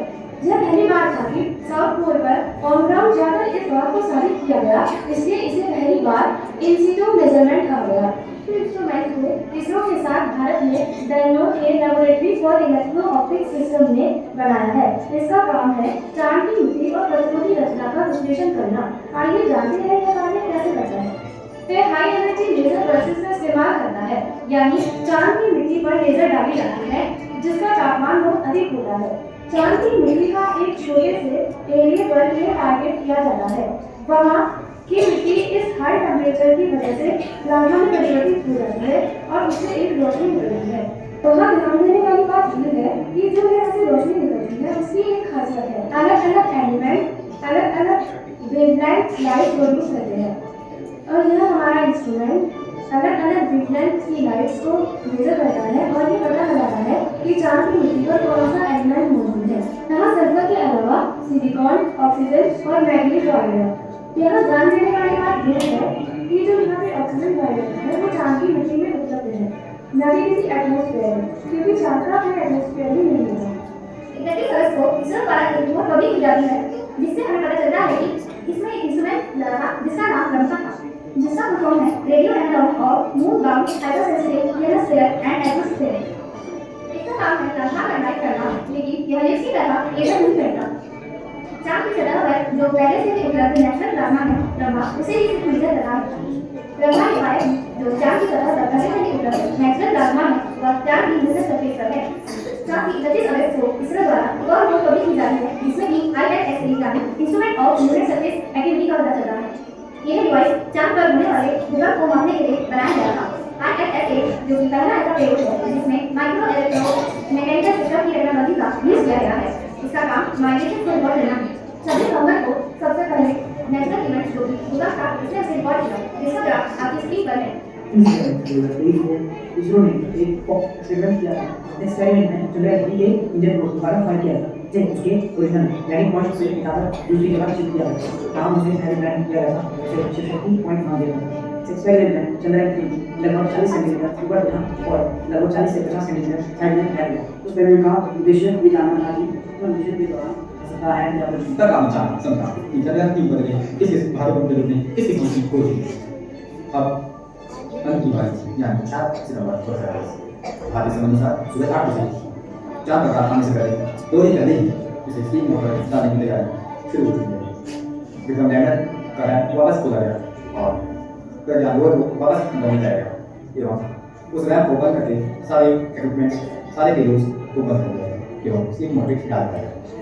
इसी चीज के हमारे बताया कि भले ही चंद्रयान 3 सभी मशीन बंद कर गई पर उसका रिसीवर ऑन है। उम्मीद थी कि चंद्रयान 3 दोबारा जाएगा और अमेरिका का करना है। हालांकि उसके बाद 12 महीने खत्म हुए और चांद पर दोबारा शुरू किया, परंतु चंद्रयान 3 से शायद हमारा कोई कॉन्टैक्ट नहीं पाया था। इसरो द्वारा आगे नहीं जा रहा है।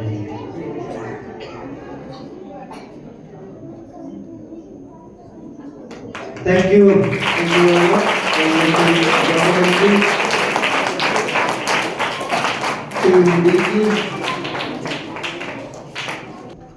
Thank you team D. Documentary देख रहे थे हम टीम डी की कैप्टन देवेंद्र और उनकी टीम के साथ में। चलिए अब चलते हैं हम अगले पड़ाव पर, जहां पर ये टेबल सजी हैं और माइक हैंड ओवर कर रहा हूं श्री राकेश संथवाल सर को, क्योंकि आगे होने वाली है कुछ प्रश्नोत्तरी। टीम ए के कैप्टन कौन है? आयुष खड़े जाओ। टीम बी कैप्टन कौन है? टीम बी का विवेक खड़े जाओ। टीम सी कौन है captain? Arhan. Team D Priyanshu को बीच में रखो।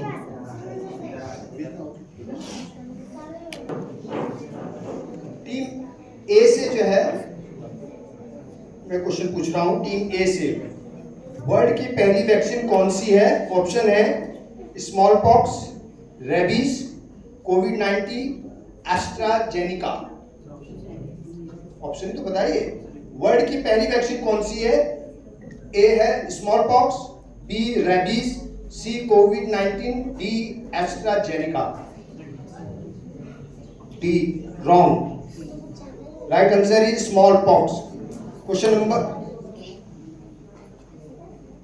देखिए इसमें थोड़ा सा सर। नंबर 2 टीम ए के लिए, किस टेम्परेचर पर फ़ारेनहाइट और सेल्सियस बराबर होते हैं? A 100 degree Celsius, B -40 degree Celsius, C 273 degree Celsius, D -273 degree Celsius. किस टेम्परेचर पर फ़ारेनहाइट और सेल्सियस बराबर होते हैं? A 100 degree Celsius, B -40 degree Celsius, C 273 degree Celsius, D -273 degree Celsius.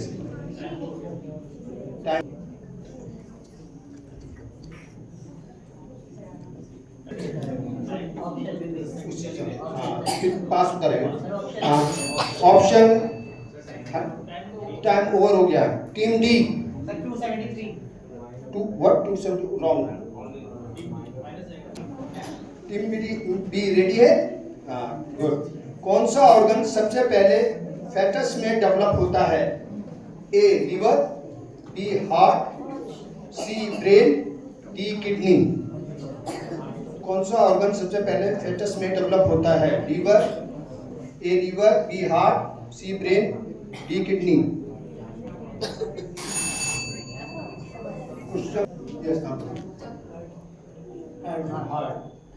Correct.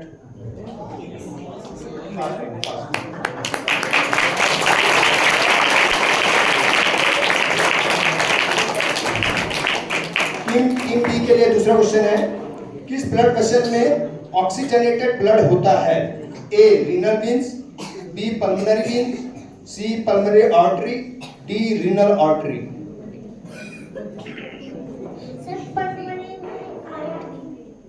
Wrong.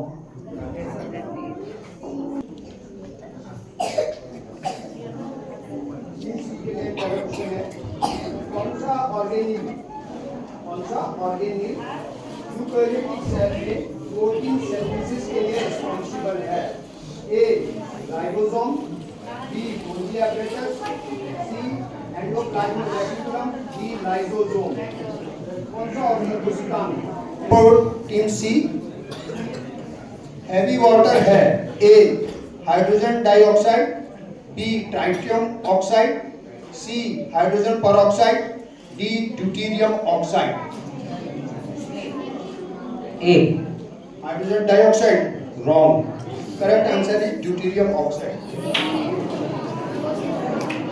पहला क्वेश्चन है टीम डी के लिए, कौन सा आयरन का प्योरेस्ट फॉर्म है? ए है steel, B cast iron, C wrought iron और D pig iron. Wrong. Correct answer is wrought iron. Question 2 for team D, किस ऑर्गेनेल के द्वारा लाइसोसोम प्रोड्यूस होते हैं? A mitochondria, D endoplasmic reticulum, C Golgi apparatus, D DNA. Wrong. Golgi apparatus. First round का score मैं request करूंगा Sandeep sir से, please वो अनाउंस करें कि फर्स्ट राउंड में क्या पॉइंट्स हैं, टीम कहाँ किस पोजीशन में है। फर्स्ट राउंड जनरल राउंड जो था, इसमें कोई भी टीम अपना खाता जो अपने अपने मार्क्स थे उससे नहीं खोला। टीम सी ने जो 5 नंबर पासिंग मार्क्स इन्होंने क्वेश्चन बोला उसके मिले हैं, तो इनको उसके लिए 5 मार्क्स अवार्ड किए। बाकी तीनों टीमें अभी अपना खाता नहीं खोल पाई हैं। जरा सा सभी अलर्ट मोड में रहिएगा, क्योंकि ये मैं स्टार्ट करता हूँ। ये इनको टेबल में रखेंगे रैकेट और टच नहीं करेंगे उसको, रैकेट को, तभी हाँ बिल्कुल हाथ नहीं लगाएंगे। बजर राउंड, जब मेरा क्वेश्चन कंप्लीट होगा, मैं मतलब डी पॉइंट, जब मैं ऑप्शन भी लास्ट बोल दूंगा उसके बाद आप जो है उठाइए। इसलिए पहले पूरा डी, मुझे ABCD पूरा ऑप्शन क्लियर होने देना, ठीक है? चलिए, किस केमिकल कंपाउंड को फिलोसोफर वूल कहा जाता है? A zinc oxide, B nitrous oxide, D aluminium oxide, D barium oxide.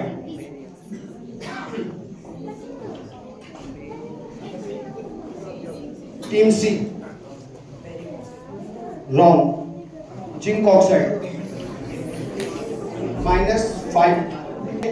Physics की फिजिक्स की पहली बुक किस साइंटिस्ट के द्वारा लिखी गई थी? A Kelvin, B Newton, C Aristotle, D Faraday. Arhan. Newton. Wrong. Correct answer is Aristotle.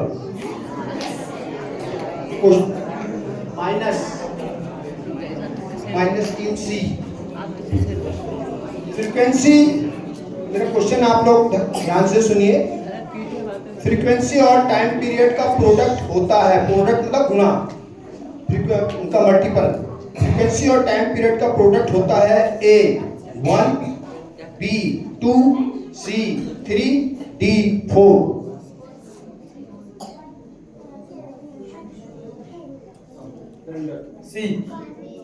C 3 wrong 1।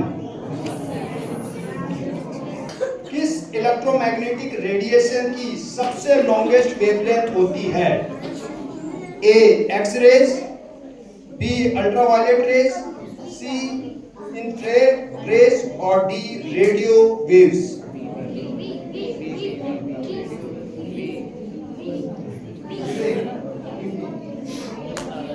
Radio waves. Right answer. इनमें से कौन सा मासलेस पार्टिकल है? A proton, B electron, C neutron, D photon.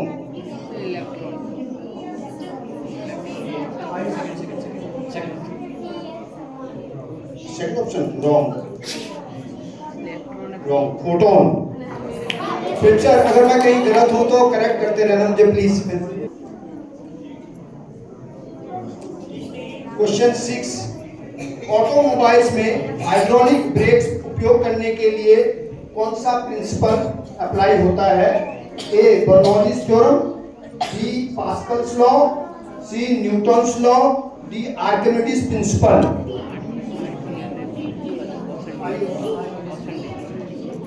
Wrong, Pascal law.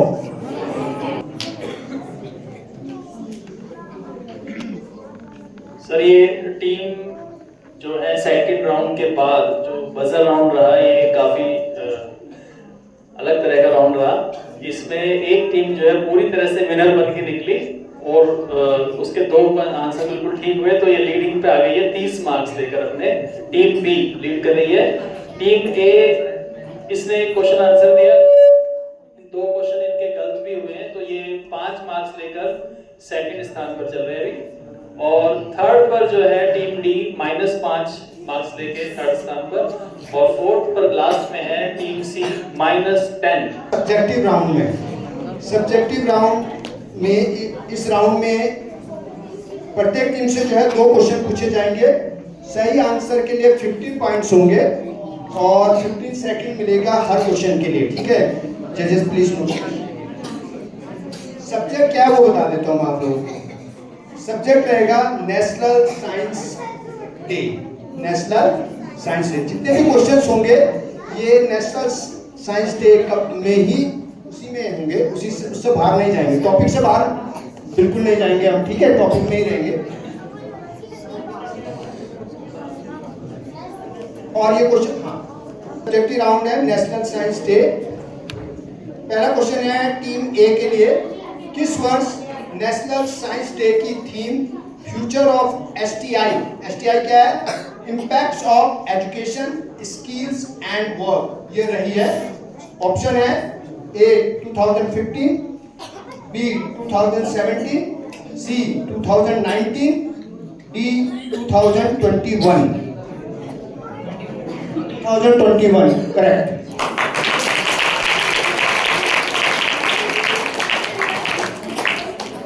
Team ए के लिए दूसरा question है, कौन सी बड़ी ऑर्गेनाइजेशन का महत्वपूर्ण योगदान रहता है नेशनल साइंस डे सेलिब्रेशन में?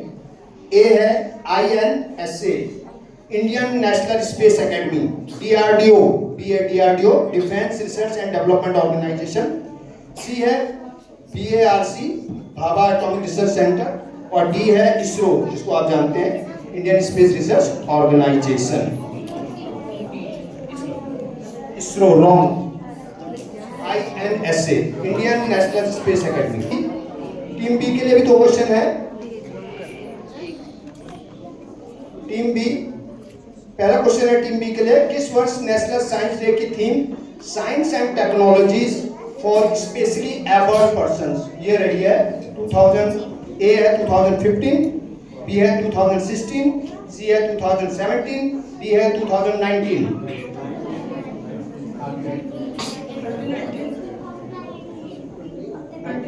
रॉन्ग, 2017।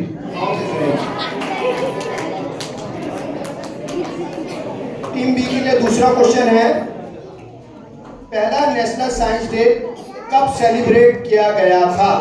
ए 1961, बी 1977, C 1987, D 1997. 1997. Wrong. 1987. किस वर्ष नेशनल साइंस डे की थीम वुमेन इन साइंस रही है? ए है 2017, बी है 2018, सी है 2019, डी है 2020.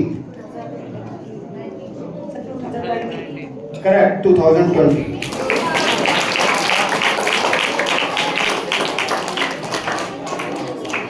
क्वेश्चन नंबर 2 टीम सी के लिए है. क्वेश्चन नंबर 2, भारत सरकार ने 28 फरवरी को नेशनल साइंस डे एक दिवस मनाने के लिए भारत सरकार को किसने कहा था कि नेशनल साइंस डे जो है एक दिवस के रूप में मनाया जाए? A NCSTC, B National Council, C World Council, D UNO.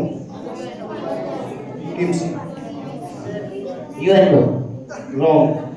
NCSTC. अब टीम डी तैयार हो जाइए. टीम डी के लिए पहला क्वेश्चन है, किस वर्ष नेशनल साइंस डे की theme science for the people and the people for the science रही है? A 2017, B 2018, C 2019, D 2020.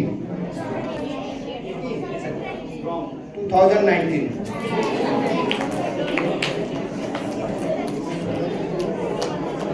Question number 2 है टीम डी के लिए, कौन सी ऑर्गेनाइजेशन नेशनल साइंस डे को ऑर्गेनाइज करती है? A DST, B ISRO, C DRDO, D CSIR. D CSIR.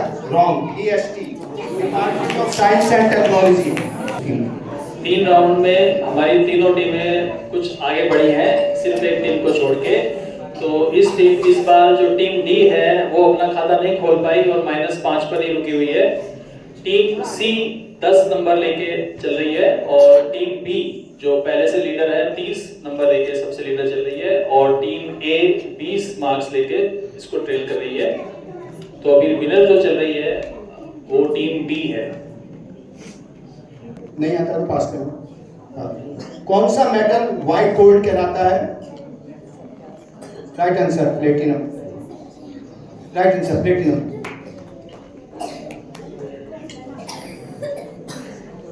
अगला क्वेश्चन है, प्लेनेट जुपिटर के कितने मून हैं? प्लेनेट जुपिटर में कितने मून हैं? रॉन्ग. 4. हम एटमॉस्फेयर की कौन सी लेयर में रहते हैं? नाम बताएं. 5 मार्क्स है. टीम बी कौन सिलेक्ट नॉमिनेटेड हुआ है? सिद्धार्थ. अच्छा, एकदम आता है तो कहना आंसर देना, नहीं तो पास बोलना, मतलब दूसरा मैं पूछूंगा. ठीक है. हाँ, मून की एस्केप वेलोसिटी कितनी होती है? रॉन्ग. 2.38 किलोमीटर पर second. Sound. Second question, sound air और वाटर में से किसमें फास्टर ट्रेवल? साउंड जो है एयर और वाटर में से किसमें फास्टर ट्रेवल करती है? Wrong. Water. Question number 3, planet जो मास है प्लेनेट उसमें कितने मून होते हैं? 2. Right answer. क्वेश्चन 4, कौन सी नोबल गैस स्ट्रेंजर गैस के नाम से जानी जाती है? फादर ऑफ साइंस के नाम से कौन जाने जाते हैं?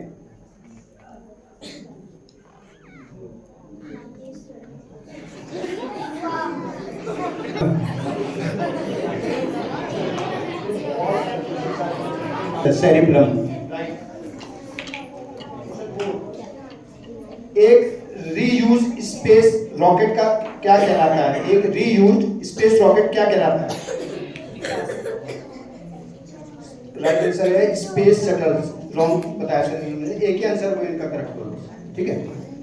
हाँ, क्वेश्चन नंबर 5, बॉडी का सबसे लार्जेस्ट ऑर्गन कौन सा है?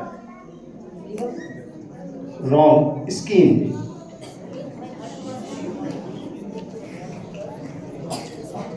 Question number 2, yes right answer है 0. क्वेश्चन नंबर 2, सन का टेम्परेचर मेजर करने के लिए कौन सा डिवाइस उपयोग किया जाता है? सिस्मोमीटर। रॉन्ग। राइट आंसर है pyrometer. Question number 3, soft drink में कौन सा एसिड पाया जाता है?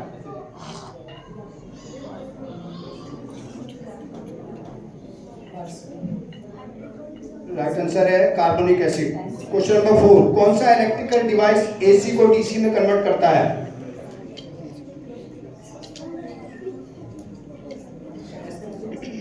Wrong, rectifier. क्वेश्चन नंबर आपका लास्ट राउंड था वो रेक्टिफायर राउंड। इस लास्ट राउंड में कोई खास उलट फेर नहीं हो पाया। सभी टीमें, 3 टीमें एक एक क्वेश्चन का जवाब दे पाई और लास्ट की टीम, 4th टीम कोई भी जवाब नहीं दे पाई। तो रिजल्ट जिन्होंने हिसाब लगा रहे होंगे तो बता सकते हैं। टीम बी जो पहले से लीड कर रही थी 35 मार्क्स लेके वो लीड करी है। टीम ए सेकंड नंबर पर 25 और टीम सी 15 मार्क्स लेके 3rd पॉइंट पर रही और टीम बी अपना खाता भी नहीं खोल पाई, -5 पे रही। समाप्त हुआ और जब तक मेरे पास सारे रिजल्ट्स आते हैं मैं उससे पहले आज की सभा में आशीर्वचन के लिए श्री प्रेम सिंह सर को यहाँ पर बुलाना चाहूँगा कि सर आप आए और 2 शब्द आशीर्वचन।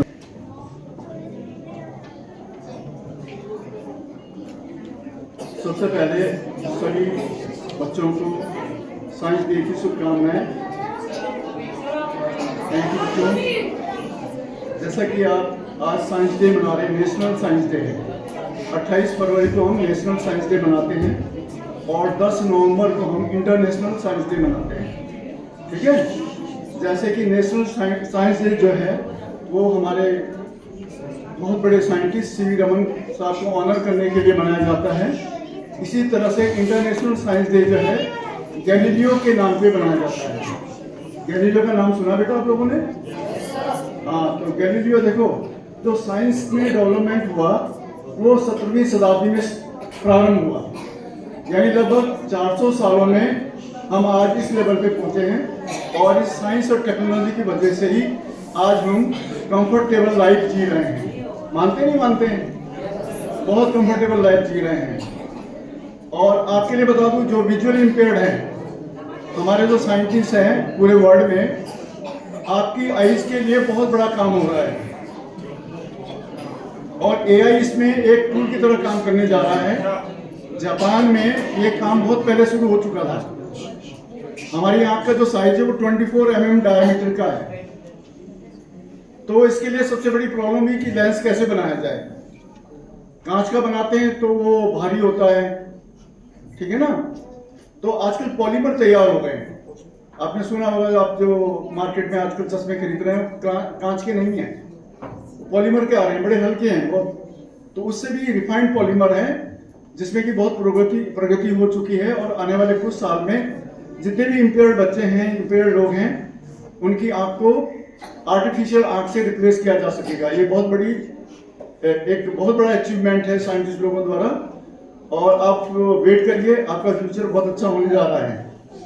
नंबर 2, आज आपने बहुत सारे प्रोजेक्ट यहाँ पे प्रेजेंट किए हैं, बहुत अच्छे प्रोजेक्ट आपने किए हैं।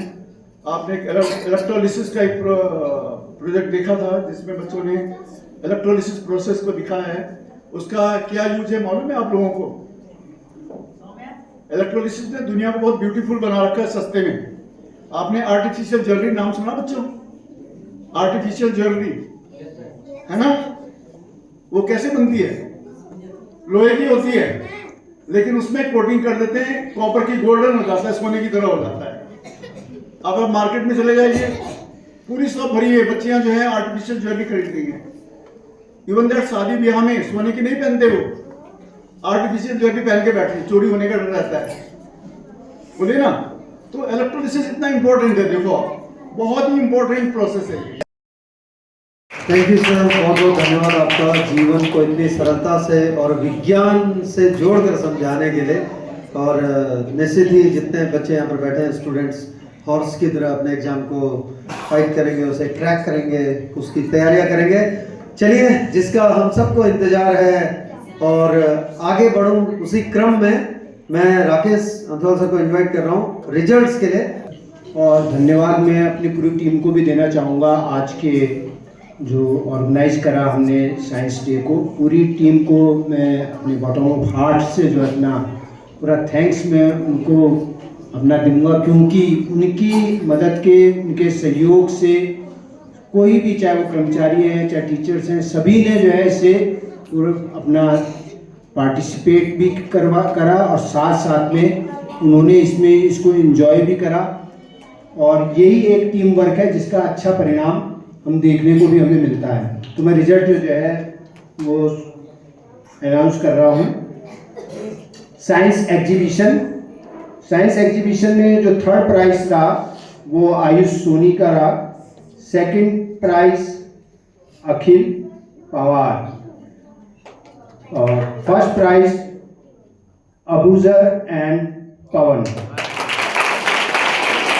इसमें कॉन्सिलेशन प्राइज भी है, इसमें डिमॉन्स्ट्रेशन था। कुशाल और मायरा का ये कॉन्सिलेशन प्राइज मिला है इनको। अब बात करते हैं डॉक्यूमेंट्री की। डॉक्यूमेंट्री में थर्ड प्राइज रहा टीम बी का, जिसको लीड करा था निशा ने।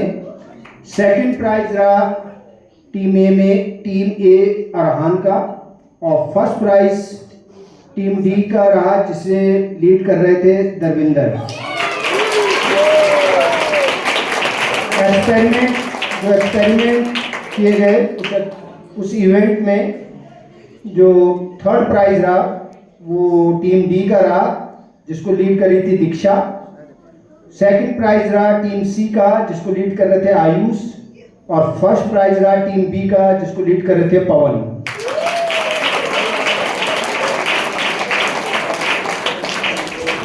अब आते हैं क्विज में। क्विज का आपको रिजल्ट मालूम ही है, जिसमें टीम सी अरहान की जो है उनको थर्ड और टीम ए आयुष सोनी सेकंड, और जो विनर टीम रही है वो है टीम बी विवेक की। तो सभी पार्टिसिपेंट्स स्टूडेंट्स के बहुत बहुत शुभकामनाएं मेरी तरफ से। इसी तरह हम जो है आगे भी ऐसे ही साइंस डे बनाते रहे और साइंस के लिए अपने आप को भी और समाज को भी प्रोत्साहित करते रहें। धन्यवाद। अब मैं बुलाना चाहूँगा निहाल सर को। सर आगे। कहते हैं ना कि कोई भी फंक्शन हो, कोई भी समारोह हो या कुछ भी कह लो आप, चाहे यज्ञ ही कह लो, जब तक बड़ों का आशीर्वाद ना मिल जाए तो कहाँ पूरा होता है। अब मैं अपने MSVH परिवार के मुखिया यानी कि ऑनरेबल प्रिंसिपल सर को बुलाऊंगा कि सर आप आएँ और अपने से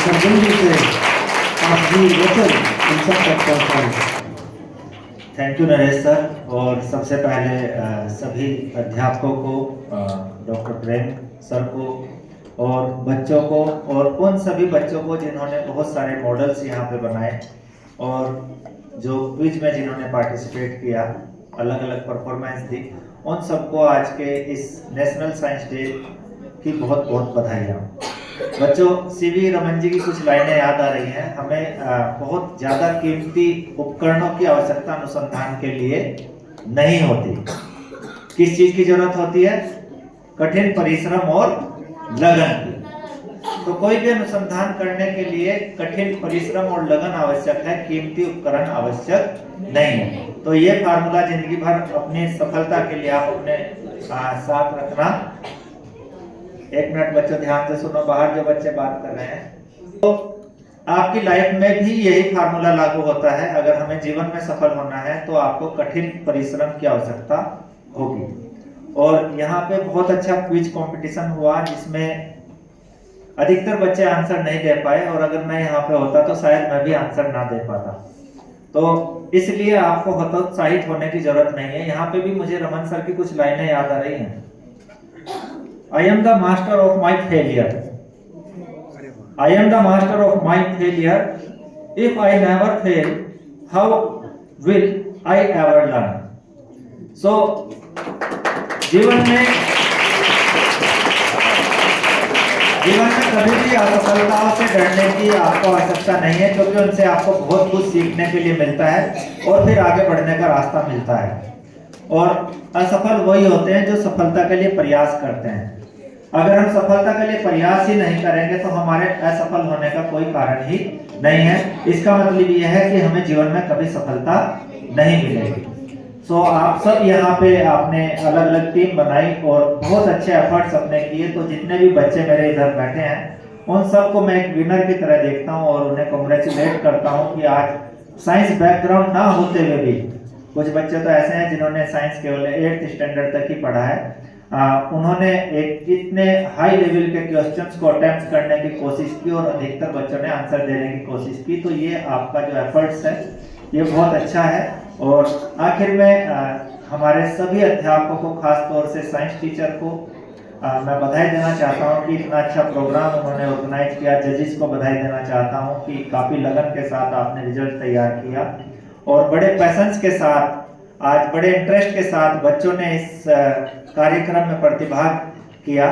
तो उन सबको भी बहुत बहुत बधाई। और आखिर में आपके लिए एक छोटा सा सरप्राइज गिफ्ट मेरे पास है जिसका आप आइडिया लगा सकते हैं। बताइए क्या है? चिप्स और लॉटी चोको पाई। चिप्स और चोको पाई और उसके साथ साथ कल की छुट्टी। Yes,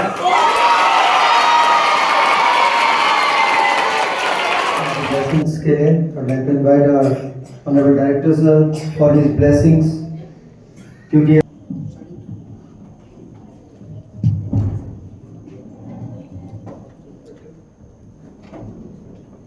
Shri Amit Sharma ji, principal of this model school,